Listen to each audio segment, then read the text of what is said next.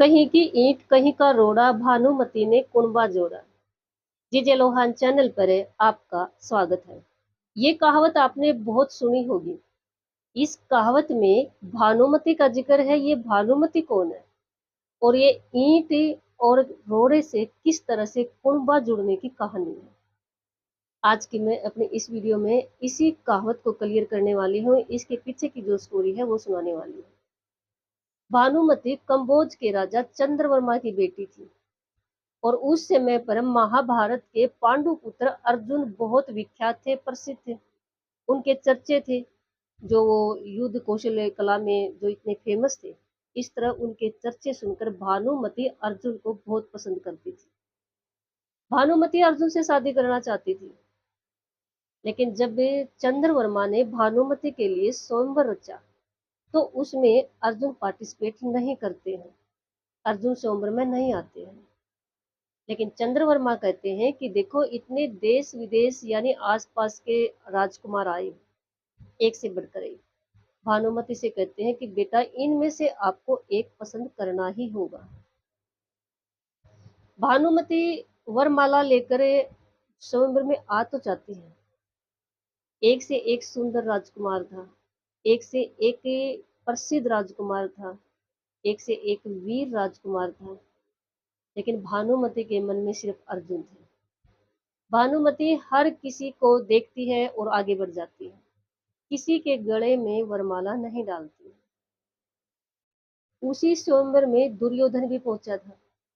जब दुर्योधन के पास जाकर भानुमति उसके सामने से निकलती है तो दुर्योधन को गुस्सा आ जाता है और दुर्योधन ने भानुमति का अपहरण कर लेता है और जबरदस्ती उनसे शादी कर लेता है। शादी होने के बाद भानुमति दुर्योधन को अपना पति मान लेती है।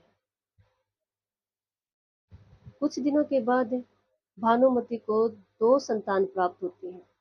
लड़के का नाम लक्ष्मण और लड़की का नाम लक्ष्मणा था। फिर महाभारत का युद्ध हो जाता है। ये तो महाभारत की तो देखो एक अलग कथा है, लंबी कहानी है।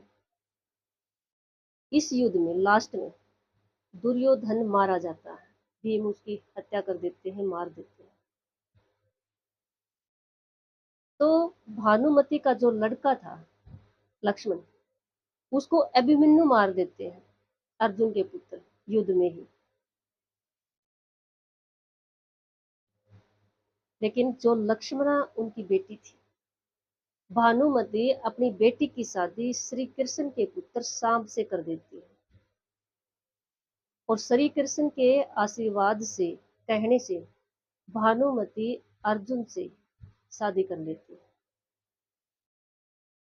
और इसीलिए ये कहावत कही जाती है कि कहीं की ईंट कहीं का रोड़ा, भानुमति ने कुणबा जोड़ा।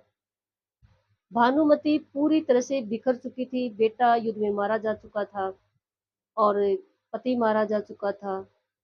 जो कौरवों का हादसा हुआ था महाभारत में, मतलब अंत ही हो गया था। लेकिन भानुमति ने फिर भी संधि करके इस तरह से परिवार जोड़ लिया।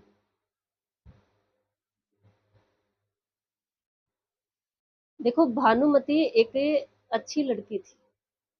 जो उसका शादी से पहले का जो करेक्टर था वो बेस्ट था, बहुत अच्छा करेक्टर था। लेकिन शादी के बाद भानुमति एक जबरदस्ती के रिश्ते में थी, निभा रही थी, लेकिन जबरदस्ती का रिश्ता था। तो भानुमति ने फिर क्या किया। इस कहावत से, इस कहानी से यही शिक्षा है कि किसी को भी जबरदस्ती के रिश्ते में ना बांधे। देखो, अगर मेरा कोई ओपिनियन पूछे तो मैं तो यही कहूंगी कि भानुमति ने गलत किया। लेकिन भगवान श्री कृष्ण ने आशीर्वाद दिया, भगवान श्री कृष्ण ने उनके साथ खड़े थे, तो कुछ सही भी होगा। लेकिन हम सिर्फ इस स्टोरी से जो शिक्षा है ना, वो ग्रहण करेंगे। और शिक्षा यही है कि किसी को भी जबरदस्ती के रिश्ते में ना रखें, चाहे लड़का है, चाहे लड़की है, चाहे आपके पति है, चाहे आपकी पत्नी है। खासकर ये रिश्ता, पति पत्नी का रिश्ता, ये एक प्रेम का रिश्ता होता है, एक क्लैरिटी का रिश्ता होता है, एक समझ का रिश्ता होता है।